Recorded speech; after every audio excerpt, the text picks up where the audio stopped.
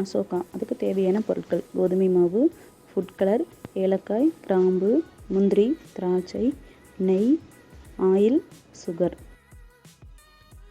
பண்ணிக்கலாம். அடுப்பான் பண்ணி ஒரு பாத்திரத்தில் தண்ணி வச்சு தண்ணி நல்லா கொதிக்கணும். பார்த்தீங்கன்னா இது பேன் ஹீட் பண்ணிக்கலாம்.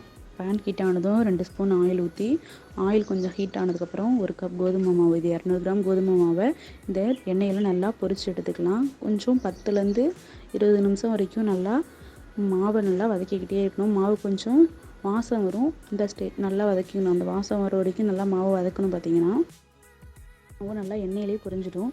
பொரிஞ்சோன்னா 1 கப் கோதுமை மாவுக்கு 2 கப் தண்ணி. நல்லா தண்ணி கொதிக்கும் போது எடுத்து ஊற்றணும். தண்ணி நல்லா கொதிக்கும் போது ஊற்றினா தான் நல்லா அதிலே சுட தண்ணியிலே நல்லா கோதுமை மாவு வெந்துடும். பார்த்தீங்கன்னா அங்கங்கே கட்டி விடுவோம். கட்டி விடாமல் நல்லா கைவிடாமல் நல்லா கிளறிக்கிட்டே இருங்க.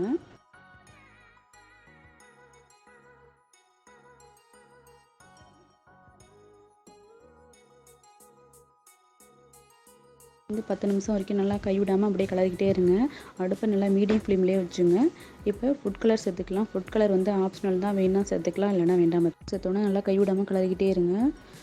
இந்தமாரி நல்லா கொஞ்சம் கூட பேனில் ஒட்டாமல் நல்லா சுருண்டு வரணும். இந்த சைடில் 1 கப் கோதுமை மாவுக்கு 2 கப் சுகர் சேர்த்துக்கலாம். நான் 1 கப் தான் சுகர் சேர்க்குறேன். சுகர் சேர்த்து நல்லா கைவிடாமல் நல்லா கிளறிக்கிட்டே இருங்க. சுகர் நல்லா கரைஞ்சதுக்கப்புறம் கொஞ்சம் கூட பேனில் ஒட்டவே ஒட்டாது. நல்லா கைவிடாமல் நல்லா கிளறிக்கிட்டே இருங்க. பாத்திரத்தில் நெய் ஊற்றி முந்திரி, திராட்சை, கிராம்பை நல்லா பொன்னிறமாக வறுத்து எடுத்து அதில் சேர்த்துக்கலாம். பார்த்தீங்கன்னா இப்போ